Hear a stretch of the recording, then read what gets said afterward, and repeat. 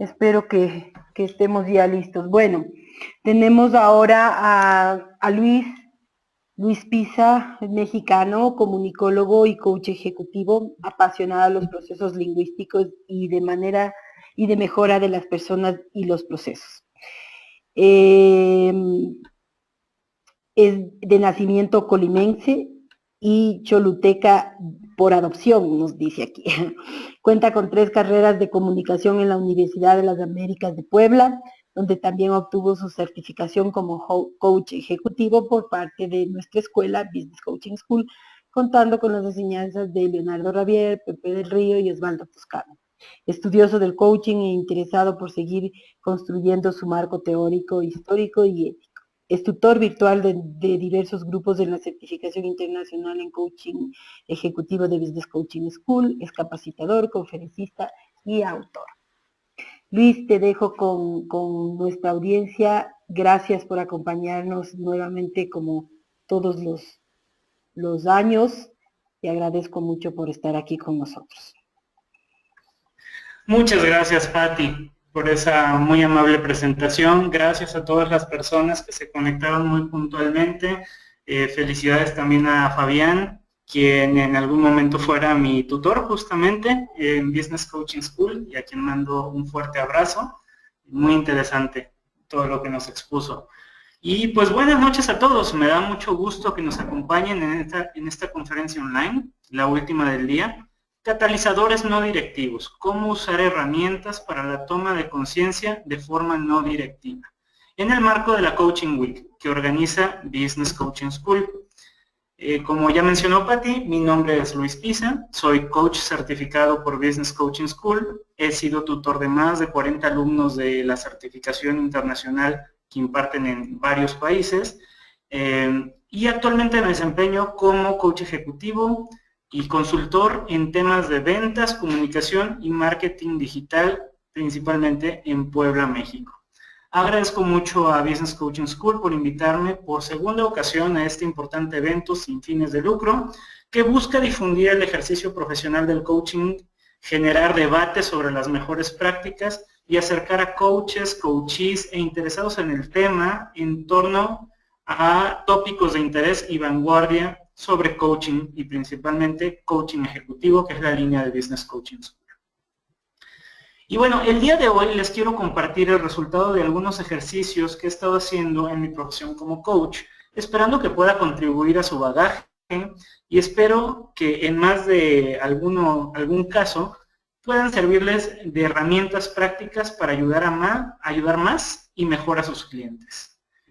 El uso de las herramientas de toma de conciencia, o como solemos llamarle en Business Coaching School, catalizadores, es bastante útil y cada vez más frecuente en este tipo de sesiones. Sin embargo, siguiendo la máxima de que es necesario adaptar la herramienta al cliente y no el cliente a la herramienta, puede suceder que en algunos casos usemos incorrectamente estos catalizadores, forcemos la sesión a su uso con tal de que el cliente vea la cantidad de recursos que tenemos y desafortunadamente, lejos de generar los resultados deseados, pues quedemos como unos improvisados.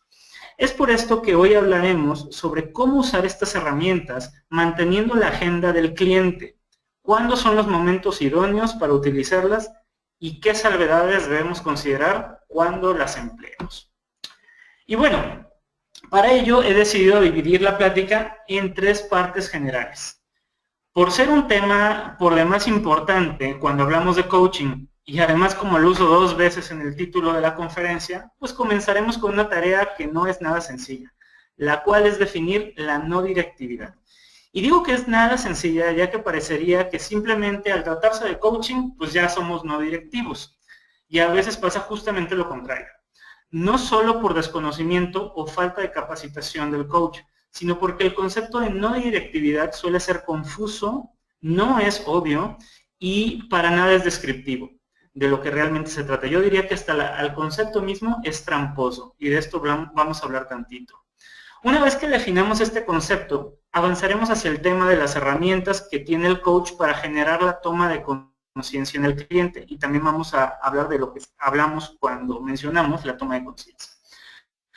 ya sean estas habilidades verbales o no verbales, o sean herramientas, dentro de las cuales nos detendremos el resto de la ponencia en los catalizadores que les mencionaba, y analizaremos al menos una decena de ellos, al tiempo que exploraremos usos directivos y no directivos, así como casos reales de aplicación que les voy a compartir en mi experiencia. Y finalmente, llegaremos a algunas conclusiones personales y abriremos un breve espacio para preguntas y respuestas. ¿Les parece bien? Bueno, pues comenzaremos. Pues empecemos por el principio, ¿no? La no directividad. Este tema que es confuso en diferentes niveles. Y fíjense que a mí me toca promover también la certificación en coaching no directivo de Business Coaching School, que acá en México la hacemos de la mano de la Universidad de las Américas Puebla, donde también colaboro. Y pues al ser una certificación de coaching ejecutivo y mencionar que la línea es coaching no directivo, una vez una persona me dijo, oye, ¿cómo está eso que es coaching ejecutivo, pero no es directivo, ¿no? O sea, no es para los directivos, nada más es para los managers, para los coordinadores, ¿cómo está eso, no? Entonces, pues como les decía, existen estos malentendidos respecto al concepto de la no directividad, porque no es muy descriptivo, ¿no? Y al ser un concepto nuevo, por lo general recurrimos a nuestros esquemas y signos aprendidos, y con ello le asignamos el significado. Por ello, como les decía, para algunas personas he encontrado que se preguntan si es un tipo de coaching que no se hace con los directores de las empresas. Obvio, no es el caso. Y a lo mejor muchos de ustedes ni siquiera habían pensado en esta acepción, pero suele suceder. Como algunos sabrán, el tema de la no directividad, el concepto como tal, es un término retomado de la terapia rogeriana no directiva, que también se le conoce como terapia centrada en el cliente. Y este tipo de terapia se caracterizaba por poner toda la agenda y la atención de la terapia en el cliente. Entonces se mantenían sesiones en la forma, tiempo y temática que el cliente elegía. El psicólogo debía creer en la persona, trabajaba con personas principalmente saludables, como es característico de la psicología humanista, y se centraban mucho en el presente, más que en el pasado, para ir al futuro deseado, ¿no? Esta es una de las terapias humanistas que más impacto ha tenido, y como decía, pues es una terapia que hoy en día se le conoce más como centrada en el cliente. Hay un segundo nivel de entendimiento, que cuando hablamos de no directividad, pues de directividad lo llamamos por la parte de la dirección, ¿no? Algunas personas lo definen como el tipo de coaching en que la dirección no la lleva el coach, ni el proceso de coaching, sino el cliente. Aquí algunos hacen la analogía del coaching como un vehículo, que tiene justamente que ver con los orígenes de la palabra, ya que coach viene de la palabra cox o coch, que es un pueblito en Bulgaria, donde se hacían un tipo de carruajes, ¿no? O sea, coach tiene todo que ver con coche, con cuche, con otras palabras similares que hacen referencia a vehículos, ¿no? Y esta es una analogía romántica que se le ha hecho, aunque no es precisamente por dónde va. Y entonces se le piensa en esta analogía que les decía, al coaching como un vehículo y al coach como un copiloto, pero quien maneja es el cliente, ¿no? Es una buena figura metafórica, como les decía, sin embargo es inexacta, ya que los más puristas dirían, como lo hice yo en mis tiempos de estudiante de coaching, cuando debatía mucho con Leonardo Ravier, que me enseñó estos conceptos, que la sola presencia del coach modifica e influye el proceso reflexivo del cliente, que cada pregunta es una elección del coach y que con ello diferentes coaches podrían llevar, digamos entrecomillado, a lugares totalmente diferentes al coaching. Es decir, no es lo mismo que yo le pregunte, como les pongo ahí en esa gráfica, ¿y qué más? O ¿para qué? ¿O qué te hace pensar esto? O sea, la respuesta que me dé el coachee, para otro lado servir la conversación, ¿cierto? Pero no tiene que ver con esto tampoco, ¿no? Por lo tanto, la no directividad, aunque sí tiene que ver con este concepto, está relacionado, ¿no? La dirección y quién la lleva, no es totalmente precisa. Entonces, ¿de qué se trata esto de la no directividad? Pues para allá vamos. Así, llegamos a la definición que considero más adecuada, y es el hecho de no transferir información ni experiencia del coach al cliente. El coach puede influir con su presencia, puede preguntar, puede usar sus habilidades comunicativas para los fines del proceso y aún así ser no directivo. No se trata de eliminar por completo la influencia de la presencia del coach, sino que ésta no sea fundamental en la toma de decisiones o en la forma en la que reflexiona el cliente. Para simplificarlo, el coach es el experto en el proceso de coaching y el cliente es el experto en lo que le pasa y su objetivo, el objetivo que quiere lograr, y su problemática. Por lo tanto, el único que debe generar un análisis, un diagnóstico y una propuesta de solución de la problemática es el cliente. En el momento en que el coach diagnostica y de cualquier forma comunica esto, o su propuesta de solución incluso, comienza a funcionar más como cualquier cosa menos un coach. Y vamos a ahondar tantito en esto. Ilustremos un poco. Pensemos en un consultor, un capacitador, un mentor, incluso un terapeuta psicológico, así como chiste, ¿no? El consultor se le contrata para que analice una problemática y con el gran expertise que posee, genere un diagnóstico con una propuesta de solución que éste puede o no implementar. El experto en la problemática es el consultor.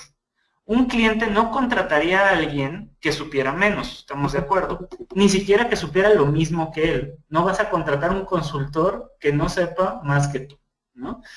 Otra característica importante es que se espera una solución rápida de parte del consultor. Imaginemos un médico, es un tipo de consultor. Tú le dices los síntomas de tu dolencia y con base en ello, en la observación, en los estudios que él trae, sus conocimientos, el expertise que él tiene, te va a recetar una solución, que puede ser un medicamento, por ejemplo.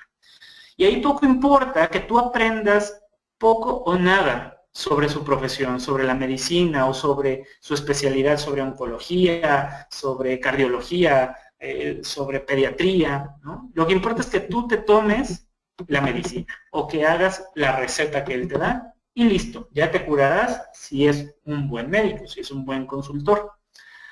Por otro lado, el capacitador también es un experto en algún área en el que tú no eres experto, por eso recurres a él. Pero la diferencia con el consultor es que él sí te va a transferir sus conocimientos a través del tiempo. Puede ser en una clase, en 2 o en 4 meses, digamos, en un diplomado, ¿no? Pero esto puede llegar incluso al esquema de una licenciatura, de una maestría o de un doctorado. Es el esquema clásico de enseñanza que por lo menos en México apremia, ¿no? O es el que más se usa. Estamos hablando también aquí, por favor, de esquemas ideales, ¿no? O sea, del más puro consultor, del más puro capacitador en el sentido de la palabra. Claro que aquí puede haber cruces y puede haber mix. Un mentor clásico, por ejemplo, te contaría cómo él resolvería el problema o qué solía hacer o cómo lo solía hacer eso que tú quieres aprender, de tal manera que tú podrías extrapolar ese conocimiento a tu contexto. Y así tú generas la solución, pero con base a la experiencia e información que el mentor te transfiere, ¿no? Entonces imaginemos el clásico mentor es la persona que ocupó el puesto que ahora tú recién ocupas, él ocupó muchísimo tiempo y viene y te platica cómo solía hacerlo, ¿sale? Y entonces tú de ahí ya retomas y ves cómo lo haces a tu estilo o en tu o según el contexto de tu problemática. Y como ves, en los tres el experto es el otro, el que no tiene el problema. Este presupone que el cliente, el que sí tiene el problema, está incompleto, que le falta algo para poder solucionar su problema y que la manera correcta de ayudarlo es darle eso que él sí tiene, ya sea conocimiento, instrucción o experiencia. Recalco, en la mayoría de las formas de ayuda que conocemos desde chiquitos, o sea, desde nuestros papás, desde que vamos a la escuela, el que no tiene el problema se coloca como un experto que diagnostica, propone una solución y en algunos casos hasta la implementa. ¿Vamos bien hasta aquí? Cualquier cosa, por favor, váyanmelo dejando en el chat y lo vamos atendiendo. Por eso el coaching es tan importante, ya que es la única forma de ayuda que conozco en donde el experto es el cliente y quien ayuda no diagnostica, no propone solución y mucho menos implementa. Este es el coach. Esto no quiere decir que el coach sea un ignorante, al contrario, debe ser un experto en el proceso de aprendizaje no directivo. La cara más interesante de esta moneda es que con esta condición, un buen coach puede trabajar con prácticamente cualquier tipo de persona y casi cualquier tipo de problemática, siempre y cuando cumpla con las condiciones idóneas de la problemática para el coaching, que será el tema de otro webinar. En otras palabras, un consultor experto en recursos humanos no puede trabajar un tema de finanzas, ya que no es su expertise. Pero un coach no experto en recursos humanos ni en finanzas sí podría hacerlo, siempre y cuando se cumplan las condiciones de la no directividad. Es decir, siempre y cuando se espere que la solución no venga del coach, sino que el coach ponga el escenario y el contexto para que el cliente experto en lo que le está pasando encuentre esa solución. ¿Vamos bien? Dicho esto, les quiero compartir este espectro de la no directividad que estoy desarrollando. No me parece que esté finalizado gráficamente aritmético, ¿no? Pero nos puede dar una idea de lo que hago. Entonces, a ver, veamos. De un lado está lo no directivo, ¿no? Y ahí pongo en negritas, no transfiero conocimiento ni experiencia al cliente. Y podríamos también agregarle, no diagnostico, no genero una solución y tampoco la comparto. Y del otro lado está lo directivo. Doy al cliente todo el conocimiento o el conocimiento para que resuelva su problemática, ¿no? Entonces, de un lado está el consultor y del otro lado está el coach. Ojo, no es que uno sea bueno y el otro sea malo. Son espectros distintos para situaciones distintas. Para lo que el consultor sirve muy bien, el coach no sirve. Y para lo que el coach sirve muy bien, el consultor no sirve. ¿Sale? Entonces vamos a explorar algunas. Digamos que en un nivel bajo de directividad yo tengo una opinión sobre lo que le pasa. Es decir, sí estoy haciendo como un diagnóstico, pero no lo comparto. Pero finalmente yo estoy pensando algo. Ese pensamiento de lo que le podría estar pasando, si yo no soy plenamente consciente de mí, puede ser que interfiera, que se mezcle y que se meta en el tipo de preguntas, por ejemplo, que voy a hacer, ¿no? Más adelante, yo completo las frases del cliente con lo que creo que él va a decir. Y a lo mejor ya estoy metiendo contenidos que no son, ¿no? O él iba a decir A y yo dije B, y como me ve como autoridad, pues entonces dice, no, sí es B. Y entonces eso ya empieza a marcar una dirección que no es la dirección del cliente, sino la del coach.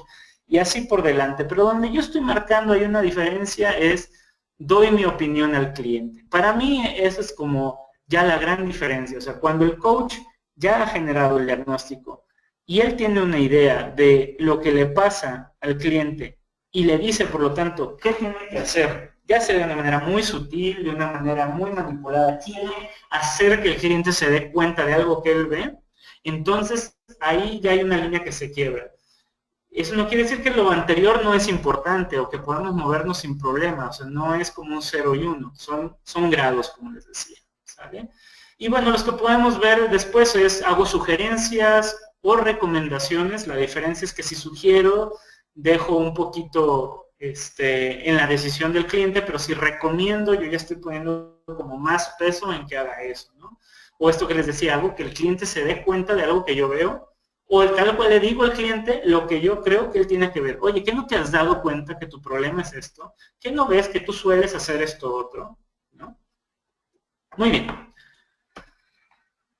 Ahora hemos entendido la diferencia, esperaría, entre las formas más comunes de ayuda. Como les decía, estas son la manera más típica, más común, como hemos sido educados prácticamente desde toda la vida para ayudar a los demás, que es ayudar desde afuera, dando soluciones, ¿no? Y eso cómo se diferencia con el coaching no directivo. Hay un tema más para mencionar, para ir redondeando esto, y es cómo el coaching logra los resultados. Entonces, por lo general las formas de ayuda se caracterizan por partir de un estado actual, indeseado, y una serie de acciones que se deberán llevar a cabo para llegar hasta un estado deseado. De hecho, también se mencionaba antes y seguramente lo han escuchado en diferentes ocasiones, ¿no? Entonces, estado actual, estado deseado. Pero lo mismo pasa en la psicología, en la capacitación y en la consultoría, si lo piensan, ¿no? Ya vimos que todas estas formas lo hacen por medio de la transmisión de información, ¿no? En la consultoría se da la solución, se da la receta, en la capacitación se transfiere el conocimiento, se le dice qué es lo que debe de hacer a lo largo del tiempo, y en la mentoría se dice, bueno, yo como lo haría, sería así, como solía hacerlo, es de esta otra manera, ¿no? En el coaching se logra, o más bien el aprendizaje se logra mediante una puesta en práctica de una serie de planes de acción que surgen principalmente dentro de las sesiones de coaching y que son totalmente agenda del coachee o del cliente.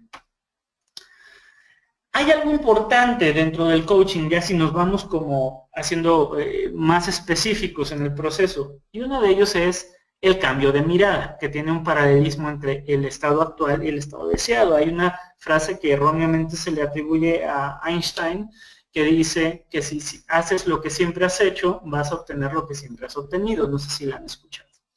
Pues bueno, si yo veo, yo tengo una situación presente y eso tiene una mirada, una manera de entender el mundo y de conceptualizarlo.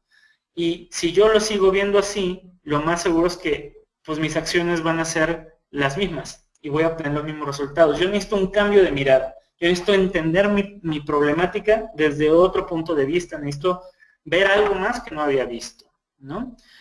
En el proceso micro, estos planes de acción surgen de ese cambio de mirada. Es decir, el cliente deja de ver la realidad como lo hacía cuando entró a la sesión y ahora la ve de una manera distinta, con lo que puede crear un plan de acción distinto a lo que ha implementado en el pasado. Trazaremos dos caminos para llegar al cambio de mirada. Uno en el que es principalmente no directivo, es decir, en el que el experto en la problemática trazada es el cliente, y otro en el que es principalmente directivo, en el que se combinan los expertices del cliente y del coach, o un extremo en donde el coach, él es el experto, ¿no? Así como si fuera un consultor, que como ven, esto ya empieza a chocar con la concepción de coaching, ¿no? Entonces, digamos, en la parte directiva, y estoy retomando algunos conceptos de otras filosofías de coaching, pero digamos que un acuerdo que podríamos tener es que yo tengo una mirada actual y para llegar al cambio de la mirada necesito pasar por algo que le llaman quiebre o insight, es decir, algo pasa que me facilita o me permite ver las cosas diferente, ¿no? Esto puede ser una situación que estoy viviendo en mi vida, puede ser una frase del coach, puede ser una pregunta, o puede ser una herramienta, que son las que vamos a ver a continuación, pero hay algo que normalmente viene de afuera que hace que yo vea, o sea, algo irrumpe, algo no me checa. Y en esta línea directiva, el coach tiene mucha responsabilidad en generar esos quiebres. De hecho, se espera que sea el coach el que provoque los quiebres, ¿sale? Hay distintos tipos de quiebre, como le digo, a veces la persona ya vivió un quiebre, un divorcio, una muerte, un despido, y le rompe su estado normal, o que le llaman también transparencia, ¿no? Y entonces pasa esto y hace que vaya o a terapia o a platicar con un amigo o a una sesión de coaching, ¿no? Que en este caso digamos que es directivo. Entonces aquí el coach tiene un peso importante para generar esos quiebres. Pero después viene la resignificación, ¿no? Entonces, ya que hay algo que se abrió, que se quebró, entonces ahora ¿cómo lo resignifico? ¿Cómo le doy otro peso, otro valor que me sea más útil? Y con eso viene un cambio de mirada, ¿sale? De nuevo, aquí el coach puede tener un rol muy importante para la resignificación o puede dejárselo al cliente. Del otro lado, tenemos el coaching no directivo, donde el equivalente a este quiebre es la reflexión. Es me pongo a pensar, de una manera que antes yo no había pensado. Y esto genera lo que llamamos la expansión de la conciencia. Y conciencia, entendámoslo, no en un término así súper, ya saben, dalailamesco, ¿no? Sino conciencia lo entenderemos como el darnos cuenta de. Y si se expande en mi conciencia es que me doy cuenta de más cosas. Reflexioné, se expandió mi conciencia y cambia mi mirada. Como ven, en el coaching, este cambio de mirada se da en las dos líneas, ¿no? En la directiva y en la no directiva. La forma es la que define esa directividad, es decir, qué tanto interviene el coach activamente para que se genere ese cambio. Ahí es donde está entonces el punto donde nos vamos a centrar en esta plática, en este punto de la reflexión o del insight. Para cerrar el tema de la no directividad, quiero dejarles estos puntos. Su importancia radica en que el coaching trabaja principalmente con el conocimiento tácito. ¿Cuál es el tácito? El que no se puede verbalizar y no se puede transferir. Es el tipo de conocimiento que utilizas, por ejemplo, al aprender a andar en bicicleta. Entonces, no importa que te den un curso en línea o presencial o te expliquen cómo andar en bicicleta, esto no te permite al 100% andar en ella, sino que falta una parte que es que te subas y aprendas a hacerlo. Lo mismo con la natación o cuestiones físicas, pero no solo funciona en el deporte, sino todas las cuestiones de emprendimiento, por ejemplo, tienen que ver con conocimiento tácito. No voy a ahondar demasiado en ello, sería tema para otra conferencia también. La otra, en el coaching el experto es el cliente, ya lo vimos, ¿no? Por lo tanto, quien diagnostica y genera un plan de acción es el cliente mismo, no el coach. Mientras más intervención tenga el coach como experto, menos la va a tener el cliente. Y esto viene de la mano con el último punto. El aprendizaje en el coaching tiene como pilares la libertad, que el cliente haga lo que él quiera y se entienda como ser libre, la responsabilidad, sabiendo que lo que hace depende de sí y que él puede alterar su realidad, la motivación, que es siempre intrínseca. No, el coach no es un motivador, no es quien le da palmaditas en la espalda y dice, sí, ve y hazlo adelante, ¿no? Tiene que poner los escenarios para que el coach encuentre su sentido y con ello la motivación, ¿no? Y finalmente las creencias, que tienen todo que ver con el lenguaje, ¿no? Y las miradas de las que hablábamos. Bueno, hasta aquí la parte de la no directividad. Como les digo, es un tema un poquito denso, de mucha reflexión. A lo mejor para otros es muy sencillo, ¿no? Pero es un marco necesario para poder pasar a lo que nos truje, como decimos acá. Que son las herramientas para la toma de conciencia. Y entonces, ¿se acuerdan de estos cuadritos que les puse en naranja? O sea, ¿cómo le hace el coach para generar esos quiebres, esos insights o esa reflexión? Pues estas son básicamente las herramientas que yo detecto que tiene el coach para hacerlo. Uno es su lenguaje en su característica verbal y no verbal, y las otras son herramientas que podrían ser visuales, que es donde nos vamos a centrar aquí. Entonces, digamos, en las herramientas de lenguaje verbal tenemos las preguntas y tenemos los espejeos. Tampoco me voy a profundizar mucho, pero hay 3 tipos de espejeos dentro del coaching no directivo, que es la síntesis, la recapitulación y el reflejo inmediato. Estas son las palabras verbalizadas, ¿no?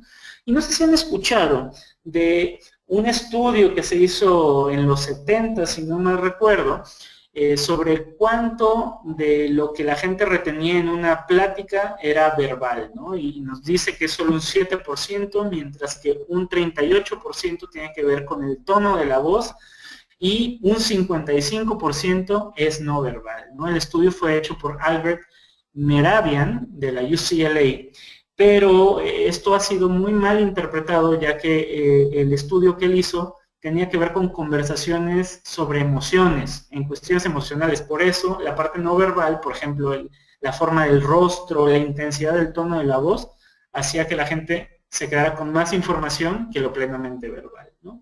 Solo nos demuestra que en cuestiones emocionales, lo bajo que puede llegar a ser lo que retiene una persona en el rubro de lo plenamente verbal, ¿no? Y por otro lado están las herramientas visuales, que bien pueden ser textos, diagramas, mapas, videos, gráficos, tests, ¿no? Estas son herramientas que utiliza el coach para generar esta reflexión de la que les he hablado. Y vamos a meternos ya de lleno. Empecemos con lecturas, videos, canciones, ¿no? Entonces, ¿de qué se trata esto? Pues es el uso de estos temas que les decía, ¿no? El coach puede recomendar lecturas, canciones, un fragmento de un video, ¿no? Esto, como ven, viene desde un diagnóstico del coach. Es decir, yo tengo una caja de videos, o yo tengo un bagaje de videos, o de canciones o de lecturas, y según la problemática de mi cliente, yo elijo que este le puede venir bien. Y eso ya nos genera un grado de directividad, como pueden ver. No importa que la reflexión sea del cliente. Finalmente, si el coach eligió esto, puede ser bajo, pero hay un nivel de directividad, ¿no? Otra cosa es que le dijera, mira, yo quiero que veas esta película para que te des cuenta de esto. Esto es mucho más directivo, ¿sale? Ahorita les digo cómo puede esto ser no directivo. Tenemos otro muy de la mano que tiene que ver con el feedback y el shadow coaching. En este tipo de herramientas, el coachee recibe retroalimentación sobre su desempeño en algún escenario real o ficticio. Entonces, ¿cómo puede llegar esto a ser directivo? Es el coach le acompaña a una junta de trabajo y saliendo le califica y le dice, así saliste en esto. Entonces, ¿quién genera ahí el diagnóstico? Pues el coach, ¿no? ¿Quién genera esto? Entonces, como ven, se pone en un papel más de consultor. Ahora, ¿cómo uno con el otro y cómo puede ser no directivo? Por ejemplo, que el coach lo grabe y le pase el video y le pregunte, ¿qué te llama la atención? ¿De qué te has dado cuenta? ¿Qué crees que podrías hacer mejor? ¿Dónde ves tus puntos de oportunidad? O incluso, califícate.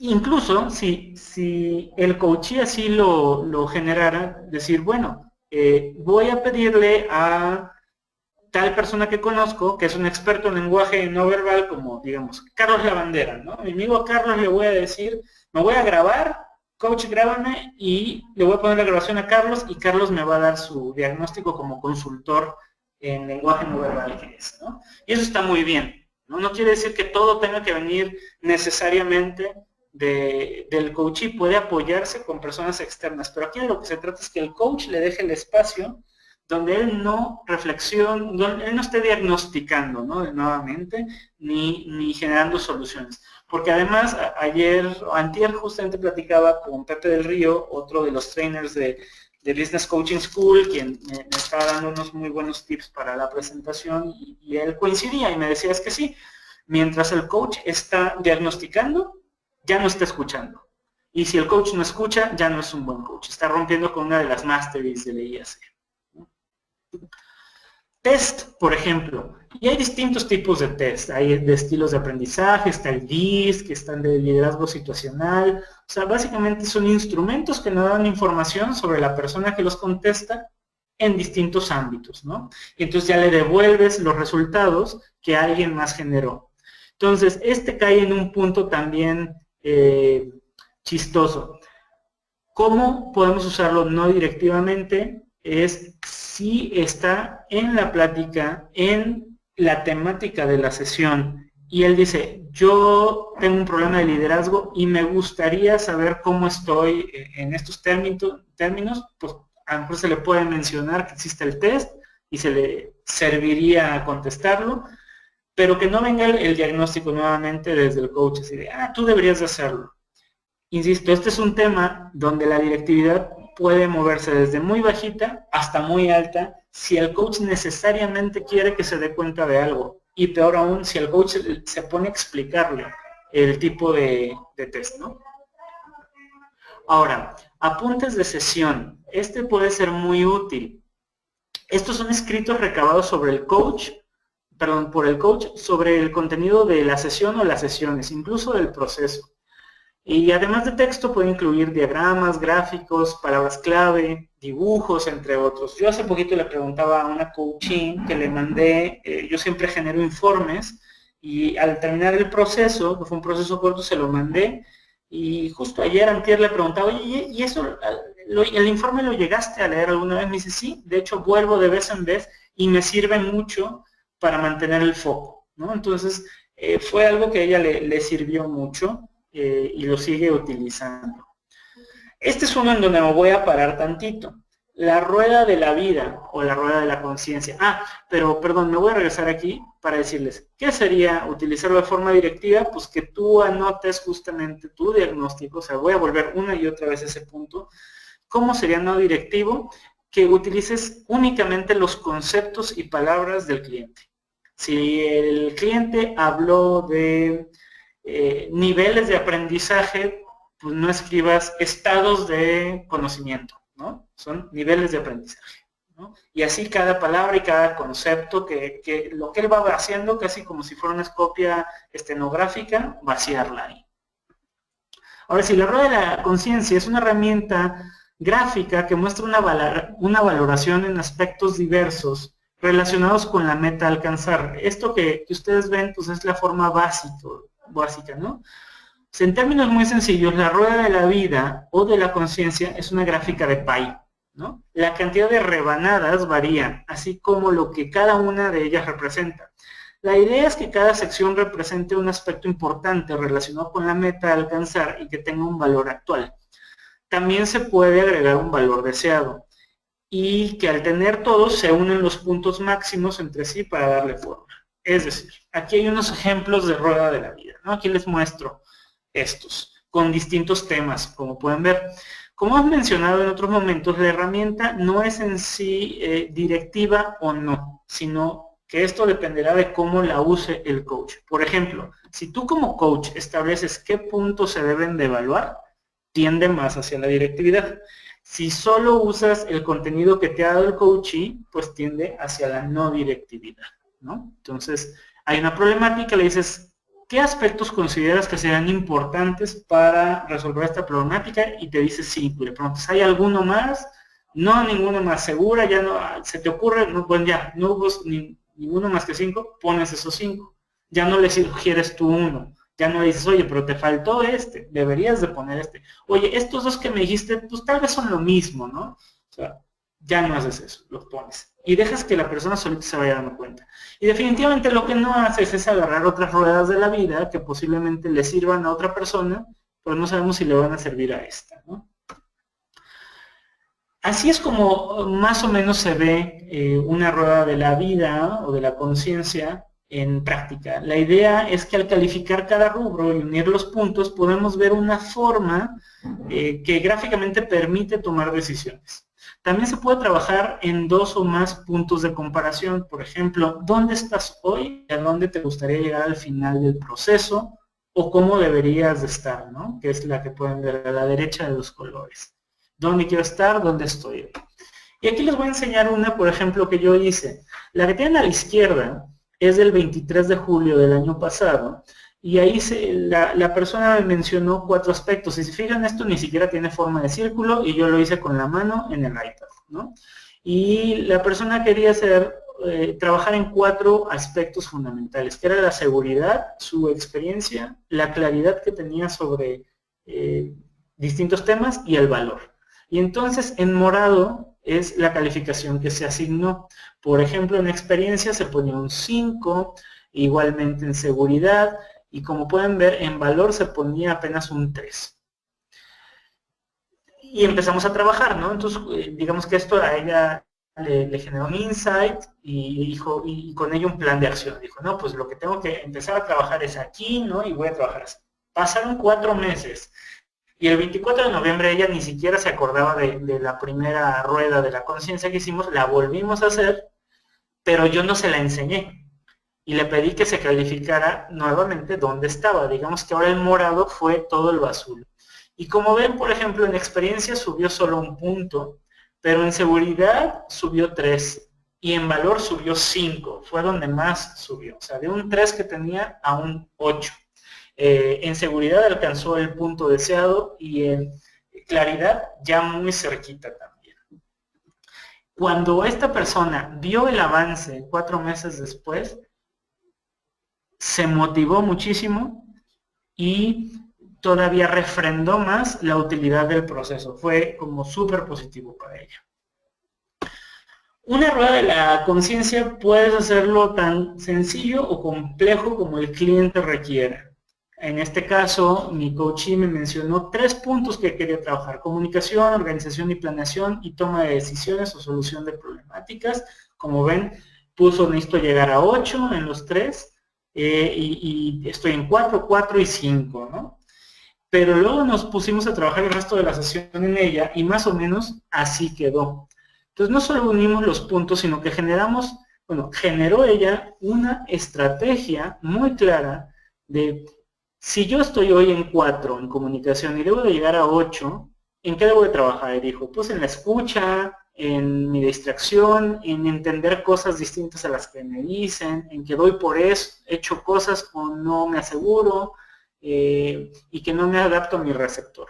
Y así en cada una de las cosas. Como ven, yo empecé a escribirlo en la parte de arriba, la letra fea es mía, pero incluso después dejé que ella ya lo escribiera, y la letra bonita es la de ella, ¿no? La más redondita. Y ella misma asignó prioridades. Entonces, como en temas grandes, dijo, primero tengo que empezar con la organización, la planeación, la priorización, después me muevo a la comunicación, después a la toma de decisiones. Pero aún dentro de cada subtema, asignó otros temas prioritarios. Esto le dio a ella un plan de acción muy concreto para trabajar no solo en esa sesión, sino a lo largo del proceso. Después vienen los dibujos, los diagramas, los esquemas. Por ejemplo, llevábamos 30 minutos platicando, mi coachee y yo, y solo dábamos vueltas y vueltas sobre el tema.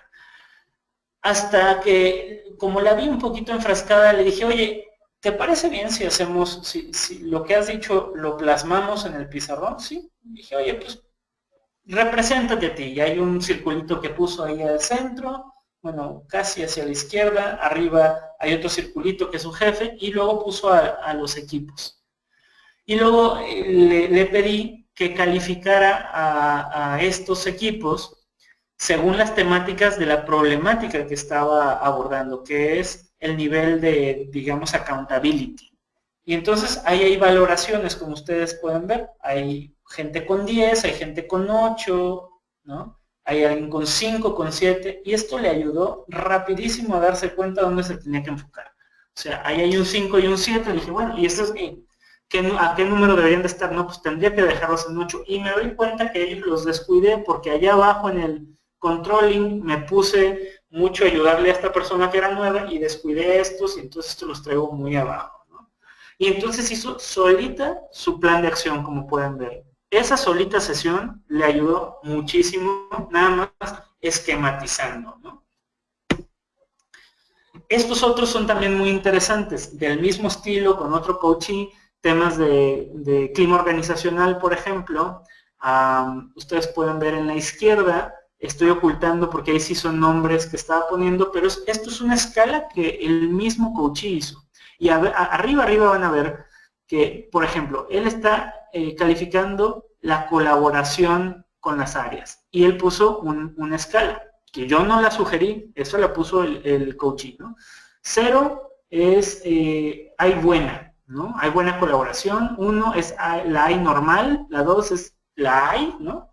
Y la 3, la hay hostil, ¿no? Y entonces con cada una de las personas, desde su valoración subjetiva, él fue calificando, ¿no? Entonces, arriba, por ejemplo, como ven ustedes, señaló a 2 personas que tienen un 2, es decir, que detectan que hay una falla en la colaboración, ¿no? Y dijo, estas personas se tienen que mover hacia 1, y las otras tienen que moverse hacia 0, ¿no? Quiere decir que hay como buena colaboración. O sea, mientras más alto el número, era peor, ¿no? Pero esta es una escala que la persona decidió. Incluso es una persona muy de números, ven que hasta abajo sacó un promedio, ¿no? Y dijo, bueno, ¿a qué tengo que llegar? Igualmente del otro lado, ¿no? Entonces, ahí lo que las 2 vertientes que le interesaba a la persona era la relación que tenía con ellos, que es la R, y perdón, la responsabilidad, qué tan responsable lo sentía, y por otro lado, la comunicación o la confianza que sentía que había con ellos. Entonces pueden ver que rápidamente la persona con eso dijo, con la de 10 no tengo problemas, con ella no tengo que trabajar, e incluso dijo, no, pues con la segunda ella ya se va a ir a final de mes, entonces tampoco me voy a preocupar, me voy a enfocar en los dos de los extremos, ¿no? Principalmente con el de hasta la derecha, ¿no? Y esto es algo que solito, en este caso solita, la cliente llegó y definió, yo no le di escala, yo nada más le dije, todo esto que me has platicado, plasmémoslo gráficamente, ¿no? Este es muy simpático y espero que les guste. Le he llamado el tren del para qué. De lo que se trata, ¿no? No sé si les ha pasado a quienes son coaches, que hay veces que es muy útil preguntarle a la gente para qué quiere lograr X objetivo, ¿no? Y cuando te responden y a eso mismo le dices ¿para qué?, sale algo más y le preguntas nuevamente ¿para qué? ¿Y para qué? ¿Y para qué? Eventualmente llegas a lo que realmente quiere lograr la persona. ¿Les ha pasado? Bueno, en mi caso me sirvió mucho porque la coachí se llevó un plan de acción que tenía que ver con comunicar mejor. Y entonces llegó a la sesión y dijo, mira, hice mi plan de acción, lo hice prácticamente todo y no me resultó como yo esperaba. Y estuvimos un rato conversando, preguntando y no salíamos del mismo círculo. Y entonces se generó el ejercicio. A ver, tú generaste un plan de acción y tu plan de acción tenía que ver con comunicar mejor, ¿cierto? Sí. Ok. ¿Para qué querías comunicar mejor? Y aquí les muestro lo que pasó.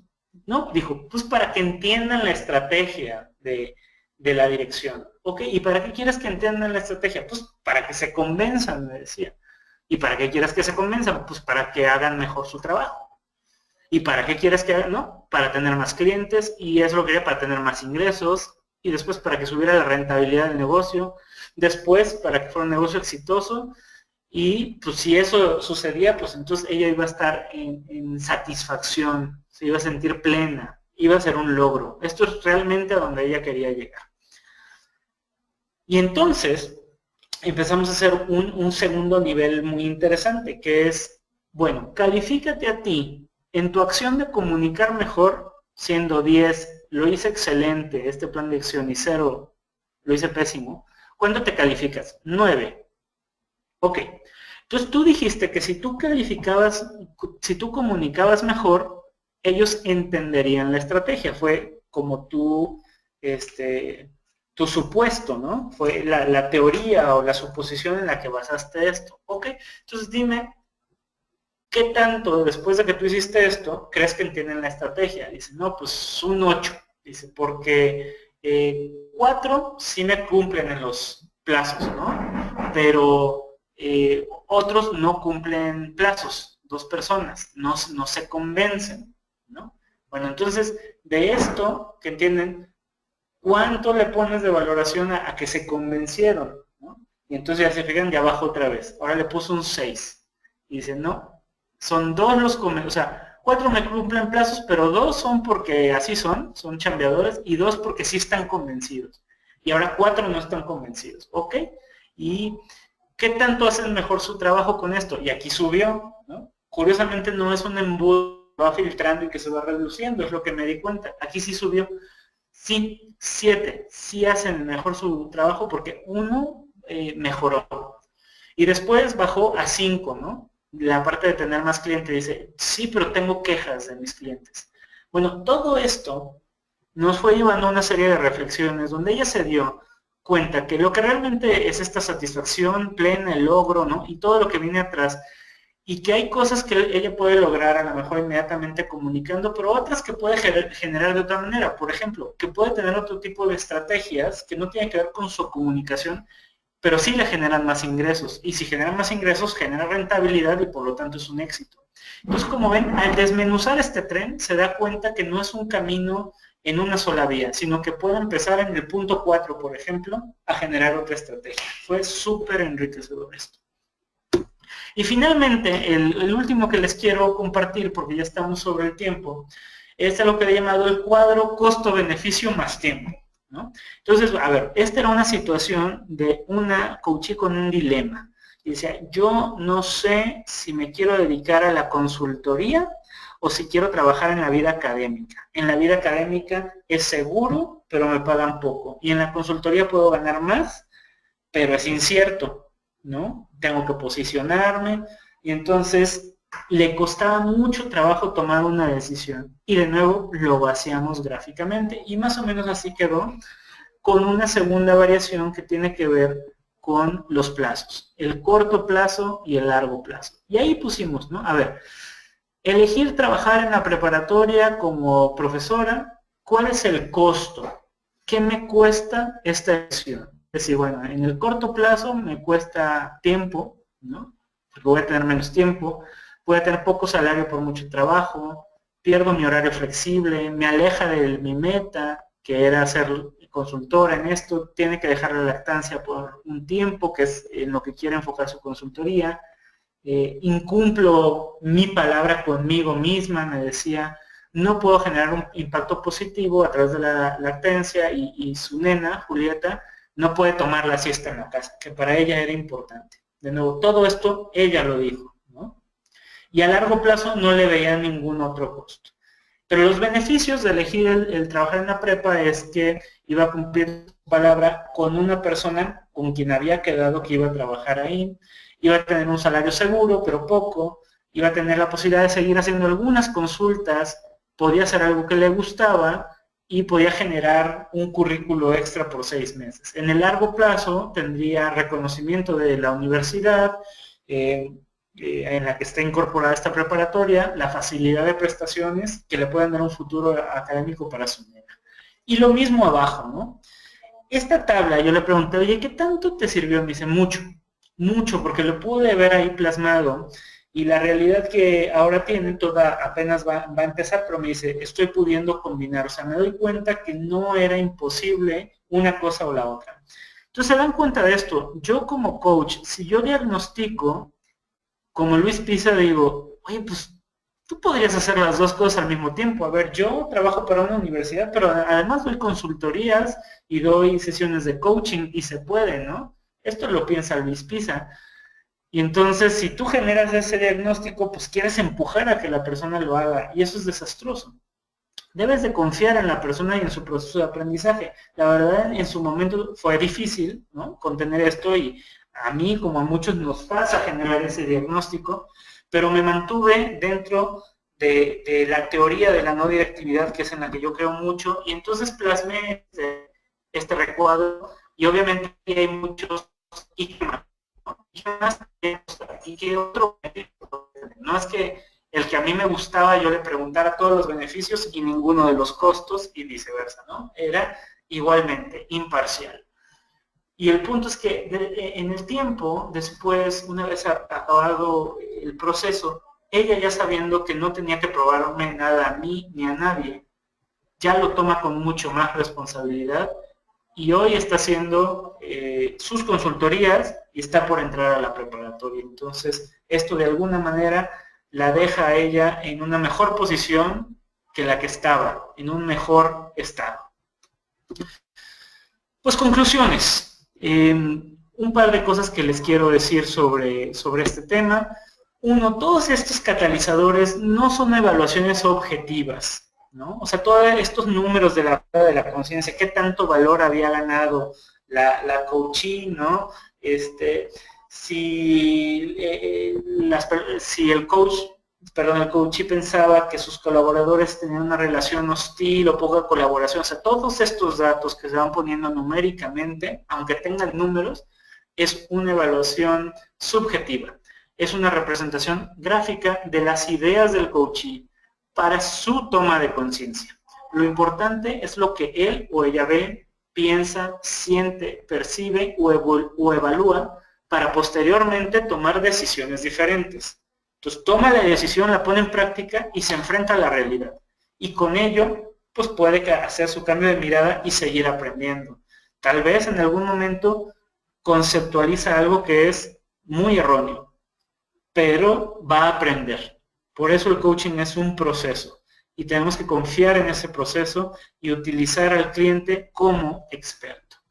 Y sobre la no directividad, bueno, pues aquí les hago una metáfora, un paralelismo con las bebidas de calidad. Les quería poner un tequila por ser la bebida por excelencia conocida en México, pero le estoy poniendo un whisky porque este no tiene limón ni sal ahí a un lado y es más puro. Entonces, quienes te hablan sobre la forma mejor de degustar un destilado como este, te dicen es puro, ¿no? Así en las rocas. Y hay quienes gustan más de ponerle coca, ¿no? Ponerle agua mineral o algún refresco de toronja. Y a lo mejor se disfrutan diferentes y alguno lo disfrutará más de una manera y otro lo disfrutará más de la otra. Lo que quiero decir con esto respecto a la directividad y la no directividad es que, como Tim Gallwey lo menciona, el coaching es muy joven y no podemos en este momento circunscribirlo o conceptualizarlo en una sola cosa. Estamos investigando, estamos generando conocimiento y poniéndolo a prueba. Yo particularmente estoy como más perfilado hacia el lado de la no directividad, pero también entiendo que cuando el coach llega a darse algunas concesiones de directividad ligera, puede acelerar un poquito las cosas, ¿no? Con ciertas consecuencias que pues, faltan de ser estudiadas. La no directividad puede ser más lenta, pero mucho más efectiva, ¿no? Y habrá quienes les guste mezclar o no. Lo importante es que sepamos que si tengo mi whisky de este lado y le echo un chorrito de coca, no estoy tomando más whisky, estoy tomando whisky con coca y saber diferenciar el refresco del whisky para no hacernos bolas con las cosas. Pues eso es lo que yo tenía que decirles. Me dio mucho gusto platicar en este momento con ustedes, transmitirles esto que he ido generando, que a mí me ha sido de utilidad, espero que ustedes también. Y en este momento me gustaría abrir una sección muy breve de preguntas y respuestas. Estoy a sus órdenes. Muchas gracias. Muchísimas gracias, Luis. Tenemos algunas preguntas en el área de preguntas del aula y también en el chat de Coaching Week, en el que ya estás compartiendo con nosotros. Sí, veo que pregunta Diego Ruiz si existen más catalizadores que los expuestos. Definitivamente. Y Diego, eso del tren de para qué, el cuadro de costo-beneficio, yo me lo inventé, me lo saqué de la manga, o sea, la verdad es que eso va saliendo en las sesiones y a veces simplemente es ponerlo gráficamente. Tú puedes generar tantas herramientas como tú las necesites, no todo tienes que depender de cuestiones prehechas. Yo veo que es fortísimo cuando agarras los contenidos del coaching tal cual te los está dando y nada más se los muestras. Es una forma de reflejo, ¿no? Y como te decía, todas estas herramientas sirven para la reflexión. Con la reflexión viene una toma de conciencia, que es donde entramos principalmente a la fase O del Grow, ¿no? Que es generar ahora opciones. Ahora que ya tienes este nuevo conocimiento, ¿qué podrías hacer diferente o qué vas a hacer diferente para llegar así a un plan de acción?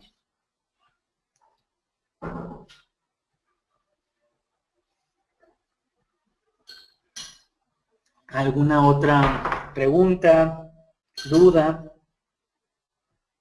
reclamo, desacuerdos? A ver, a mí me encanta el debate, no todo lo que dije aquí, yo entiendo que puede haber cosas en las que no estén de acuerdo y de lo que se trata es ir aprendiendo, entonces yo estoy más que abierto, ¿eh?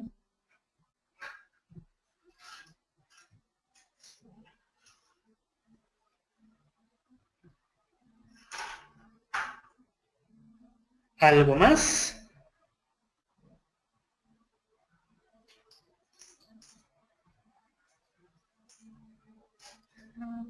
Yo estoy buscando en el chat y no veo preguntas por ahora.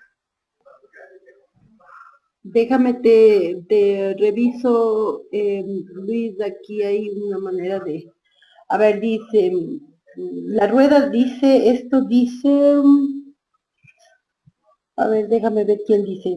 Perdí, bueno, en la rueda de la vida se puede trabajar en desarrollar más de un punto a la vez, o es mejor que el coach Claro. seleccione aquel punto que tenga mayor influencia en su vida. Sí, no, definitivamente, como les mostré, había ruedas de la vida o de la conciencia que tenían 3, porque eso es lo que le importaba a la coachee. Hubo otras que tenían 4, hay otros que tienen 8, ¿no? O sea, hay unas complejísimas que ya ni les puse, pero a partir de una rueda de la conciencia o rueda de la vida puede salir todo tu proceso de coaching. O sea, hay 8 cosas que necesito trabajar y en cada una necesito hacer todas estas subcosas, ¿no? Tener todos estos hitos. Entonces es súper útil. A mí en particular me gusta mucho esa herramienta. Y lo importante es que sean todos los puntos que el coachee o la coachee consideren. Y tu chamba como coach es preguntarle y asegurarte de que sean todos. No que te quedes con los primeros que te digan, sino una vez que ya vació todo lo que ya sabe, entonces utilizar la parte creativa, ¿no? ¿Y qué más? ¿Qué otro podría ser importante? ¿No? ¿Te falta alguno? ¿No? Bla, bla, bla. Y también hacer la parte de resignificación o reconceptualización, haz de cuenta, te dice el punto de comunicación, ok, ¿cómo defines tu comunicación? Y ya te empieza a definir, y resulta que para esa persona comunicación tenía que ver también con relaciones interpersonales, pero al definírtelo se da cuenta que también tiene que ver no solo cómo platicas, sino las relaciones que tienen, las amistades, entonces ya diferencia y hace 2 puntos. Entonces es bien importante siempre preguntar ¿a qué te refieres con? ¿Para ti qué significa esto? ¿No? Sí, a ver, Pablo Sicha, sí. creo que preguntan, al dejar que todo el coaching sea no directivo y que sea el mismo cliente quien debe descubrir sus soluciones, no puede afectar el tiempo en el que el cliente se dé cuenta, incluso que no llegase a darse cuenta de algo. Así es, Pablo. Esta es la cosa que frustra a muchos coaches. Como les decía, en el paradigma en el que vivimos es que para ayudar a alguien, nosotros tenemos que hacerlo por él. O tenemos que darle un conocimiento, o tenemos que darle la solución, o tenemos que decirle por dónde ir, o tenemos que hacer nosotros algo para que se mueva. Y el coaching para mí, y para los que creemos en esta línea de la no directividad, tiene que ver con respetar la libertad del individuo. Y que a veces el individuo no está listo para moverse. Y a veces sucede que casi de la noche a la mañana, ¡pum!, llega a estar listo, ¿no? Y no sé si vieron esta película de Mente Indomable, en inglés se llamaba Good Will Hunting, con Robin Williams y Matt Damon, donde era un chico privilegiado mentalmente para las matemáticas, pero de un contexto socioeconómico bajo, ¿no? Que era un barrendero que un día contesta una fórmula que nadie podía resolver y pues lo agarran como un erudito, pero es un chavo que tiene muchos problemas, ¿no? De pleito, de poca inteligencia emocional, bla, bla, bla. Y lo mandan a muchos psicólogos como parte de la condición de que trabaja en este programa de becas con la vaca sagrada, digamos, de matemáticas de esa universidad, y nadie le aguanta porque el tipo es tan antisocial, ¿no?, que a todos los psicólogos los termina hartando, hasta que cae con el personaje de Robin Williams, y Robin le dice, mira, aquí estamos para hablar de lo que tú quieras, ¿no? Y el otro lo ignora, y entonces se quedan 2 sesiones sin hablar. Y Robin Williams ya casi se está durmiendo, hasta que el otro se harta y empieza a hablar, ¿no? Entonces, el psicólogo ahí tiene toda la paciencia para dejarle la agenda, ¿no? Este es como es una terapia muy no directiva, justamente, entonces les recomiendo. Entonces, Pablo, ¿qué te sugiero? Confía en el proceso, confía en tu coaching, y recordemos, como una vez un maestro de capoeira me dijo, la fruta se da a su tiempo, y no todas las frutas se dan en el mismo tiempo. Entonces, Hay que entender que las personas pueden ser diferentes, podemos ser diferentes, y lo que para ti es muy fácil, sencillo, y puedes resolverlo rápido, tal vez para tu coach es el mayor reto que ha enfrentado, y necesita mucho tiempo, y necesita dar baby steps, como dicen los gringos, ¿no? Pasito a pasito. ¿Cómo manejar este aspecto sin ser un poco o algo directivo? Pues si quieres ser no directivo, con la paciencia necesaria. Y lo único es sí llevar hacia la responsabilidad. Y si ves que el cliente no se está moviendo, hacerles reflexionar cómo le estás haciendo para no moverte. A ver, tú, ¿qué es lo que realmente quieres? Dijiste que tú querías llegar a A, y cada que terminemos la sesión dices que vas a ir a A, pero no lo haces. ¿Cómo le estás haciendo para incumplir tu palabra, como para no hacerlo? Y ya irá reflexionando la persona. Tal vez no es un momento para hacer coaching, tal vez no es un cliente idóneo para coaching, o tal vez sí lo llega a hacer, ¿no? ¿Cómo manejar la pregunta del cliente cuando te dice, ¿usted qué haría? Pues yo sinceramente, mira, yo una de dos, o lo confrontas con la realidad y le dices, oye, como platicamos al inicio del proceso, cuando me contrataste, yo no estoy aquí para darte soluciones, ¿no? Tal vez ahondar en otra pregunta, ¿qué te lleva a ti a preguntarme eso? ¿Qué sucede que tú necesitas preguntarme eso? O se la cambias un poquito más juguetonamente y le dices, bueno, si tú fueras el coach, ¿qué es lo que contestarías? Por ejemplo, ¿no? Es decir, todo el tiempo estar evadiendo ese tipo de preguntas o reencauzándolas, porque en el momento en que tú le das esos diagnósticos, te quitas tu sombrero de coach y te pones el de consultor. Y una vez que haces eso, cambian los roles, ¿no? ¿Puedo iniciar desde la directividad a la no directividad? Claro, lo que pasa es que lo más difícil es ser no directivo, lo más fácil es ser directivo. Pero, o sea, de poder hacerlo, lo puedes hacer. Ahora, ¿qué tan correcto teóricamente dentro de la teoría de la no directividad es? No. El consejo, y si no lo has hecho, tal vez tomar la certificación con Business Coaching School o explorar el primer módulo, principalmente con Leonardo Ravier, que te va a dar toda la teoría y filosofía detrás, o sea, del por qué hacemos esto. No es una ocurrencia trasnochada, ¿no? Se tiene bastante sustento y bagaje detrás de por qué sí vale la pena la no directividad. Y la verdad es que es un gran esfuerzo llegar a la no directividad, pero cuando llegas ahí, empoderas muchísimo más a la persona, ¿no? Es la gran diferencia, que mientras más directivo seas, la persona se vuelve más dependiente de ti, como pasa en la consultoría o en la capacitación o en cualquier otra, ¿no? Y de otra manera haces que la gente pues aprenda más solo, ¿no? Tengo aquí a Carmen, dice Luis, te pregunté sobre los informes. Sí, pregunta si los informes que entregas a tus coaches lo haces después de cada sesión o al terminar el proceso. No, yo lo hago después de cada sesión y de hecho se los mando en Word. Pero esto soy yo, esto es Luis Pisa, porque básicamente es una serie de apuntes que yo pongo dividido de ciertas maneras que es mi entender, ¿no? Con el objetivo, toda la redefinición de objetivos, el objetivo del proceso, la fecha, todo. Digo, te lo mando para que tú le modifiques lo que tú necesitas modificarle, ¿no? Finalmente se queda como una herramienta para la persona y después de cada sesión voy mandando el informe anexando lo siguiente. Entonces, básicamente mis informes tienen el siguiente aspecto. La primera hoja es el resumen, es los datos, ¿no? De toda la sesión, o sea, del coach, de la coachee o el coachee, el objetivo de la sesión, después el objetivo del proceso, lo que quiere llegar a lograr al final de todas las sesiones, y después ya el objetivo de sesión y su plan de acción. Después la revisión, los resultados del plan de acción y el nuevo objetivo de sesión con el nuevo plan de acción y luego la nueva revisión del plan de acción y así por delante. Es decir, la primera es como un resumen simplemente de planes de acción y objetivos de sesión con el resultado, ¿no? Entonces se acaba sesión 1 y dijo, voy a hacer esto. Y en sesión 2 lo primero que hacemos es exploramos.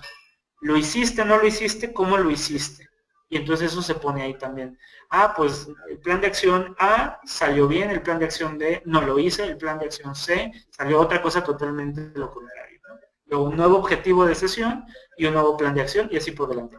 Y después de eso viene ya el detalle de todos los apuntes, las fotos, si se hicieron, así como las que les puse ahorita, son fotos de sesiones reales que hicimos en un pizarrón y ahí las voy poniendo, ¿no? Pero eso es bueno, ese es muy mi estilo. Hay gente que conozco que lo hace de manera súper resumida en una sola hoja todo.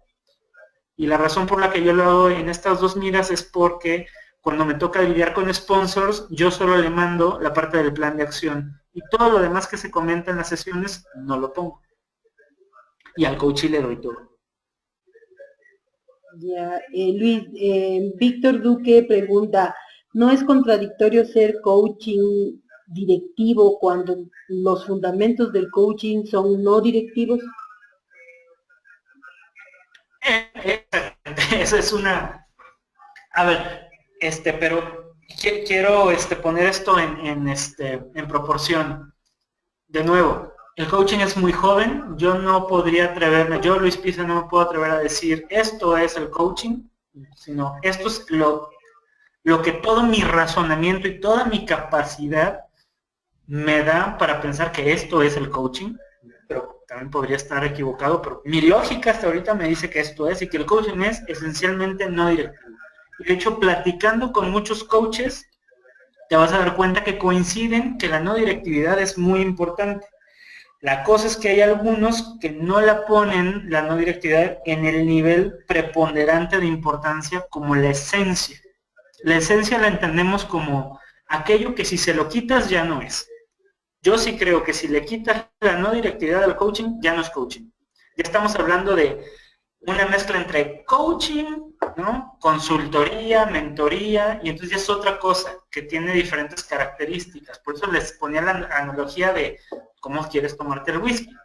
¿Lo quieres tomar puro o le quieres mezclar? Pero si lo mezclas con otras cosas, no creas por un segundo que estás tomando lo mismo. ¿No? Ya es whisky con refresco y otras cosas. Y tiene otro tipo de sabor y pues a lo mejor aquí estoy abusando de la analogía, pero para los verdaderamente conocedores, puro es mejor, ¿no?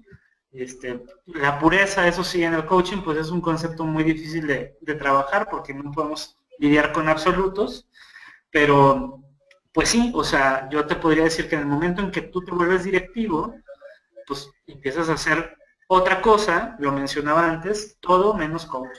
Y entonces llegamos a unos estilos de coaching, como el coaching coercitivo, que para mí, y no solo mi visión personal, o sea, toda la teoría que sustenta el coaching no directivo no tiene nada que ver con el coaching.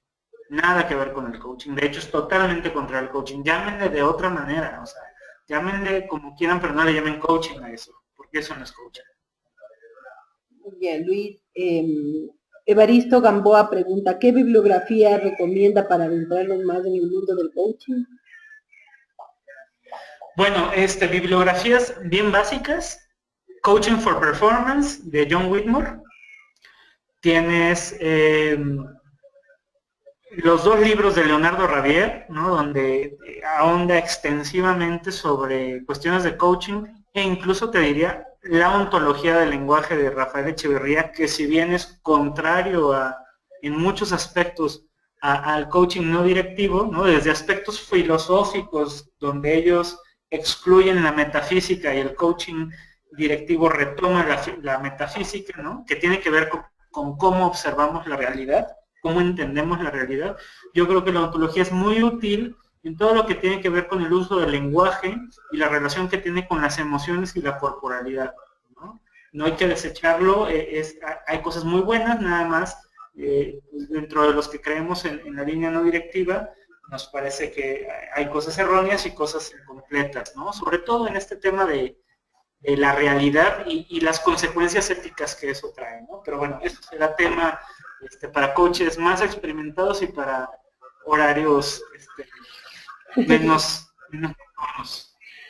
Gracias, Luis. Bueno, hay una pregunta más de Julio Acuña que dice, ¿cuál es el límite ético de la direccionalidad? Fíjate, este es bien importante, me encanta encanta que cerremos con esta pregunta. Muchas gracias. Si eres no directivo, no puedes ser no ético, porque la agenda es del cliente. En el momento que tú metes tu agenda y lo que para ti debería de hacer, es donde puedes, a pesar de estar bien intencionado, caer en la falta de ética. En que la gente haga lo que tú crees que debería de hacer, que se mueva en el momento que tú crees que debe de moverse o en la capacidad que tú consideres que debe de moverse, ¿no? Es presionar a la gente de una u otra manera a hacer algo que no está lista para hacer, aunque diga que quiere hacer, ¿no? Si tú sigues las líneas de la no directividad y respetas la libertad de la persona de moverse hacia donde quiera, en el momento que quiera y como quiera, no puedes caer en la falta de ética. Esto también, de nuevo, es un tema más profundo. No espero que me lo crean nada más porque lo dije ahorita en 2 patadas. Es algo que se desarrolla incluso a través de axiomas, pero hay todo un sustento teórico y filosófico. Cuando digo teórico, por favor no piensen en rollos sin sentido que nada más sirven para nublar la mente, sino cuestiones muy lógicas, fáciles de seguir, prácticas, que tienen sentido, justamente, ¿no? Bueno, pues si no hubiera... ¿sí? Sí, si no tienes inconveniente, había otra pregunta de Víctor Duque, le acabo de poner tu correo para que por favor te dirija la pregunta directamente. La pregunta dice, me quedé con la duda de cómo abordar las herramientas siendo no directivo y cómo recomendar la herramienta. Entonces, no sé si tú decides contestarla de una vez o le he puesto ya el correo a Víctor para que te escriba si es que él cree y si tú no tienes ningún inconveniente, que estoy segura que así es. Sin problema le contesto mediante correo y hasta podemos programar una mini sesión así de 5 o 10 minutos para platicar tantito y ahondar más sobre el tema si es de su interés. Y de cualquier persona que esté interesada, por favor escriban a Patty. Ahí están también la página de Business Coaching School, están los recursos de Facebook, redes sociales, los míos propios. Bueno, yo estoy a sus órdenes, me encanta que podamos generar espacios de conversación. No estoy aquí para imponer ninguna idea, sino para presentar, como les he dicho, lo que mi capacidad me da para creer que es pues, en lo que tengo que creer. Y lo que me gusta de la verdad es que es a prueba de cuestionamiento, ¿no? Entonces, cuando algo es verdadero, sobrevive cualquier tipo de cuestionamiento. Y lo más importante en la ciencia y en la historia del desarrollo humano es cuestionar todo lo que se viene. No nada más, o sea, no con el fin de llegar a, pues tú es tu verdad y yo la mía, ¿no? Sino podemos encontrar formas más adecuadas o más eficientes de pensamiento que nos faciliten la vida, y de hecho de eso está hecha la evolución humana, ¿no? Y aunque no es tan fácil ni tan evidente en las ciencias sociales, también se puede lograr. Yo realmente creo que el coaching merece un espacio muy pronto dentro de las ciencias que se puedan estudiar. Es una forma súper efectiva de ayudar a la gente. Es una forma que a mí en particular me ha servido mucho para mejorar muchos aspectos de mi vida y que me encanta poder compartirla de manera profesional, de manera personal con la gente que frecuento. Yo les agradezco mucho su participación. Ha sido para mí un placer que me aguanten hasta estas horas de la noche. Les mando a todos un abrazo desde Cholula. Recuerden que está la certificación internacional en coaching ejecutivo que tiene Business Coaching School aquí en Puebla, está en Querétaro, en México, y así está en Guayaquil, en Lima, en Quito, en varios otros lugares. Accesen a la información que está disponible. Gracias, Pati, por todo tu apoyo. Que descansen todos. A ti, Luis, muchísimas gracias. Siempre magnífico, como todas las veces. Te agradezco en el alma. Gracias a todos por estar presentes. Y pues estaremos en contacto el día de mañana. Les espero con las 2 nuevas conferencias. Yo les mandaré por correo igual el enlace del día de mañana. Y también por el chat de WhatsApp. Les agradezco, que tengan una buena noche todos.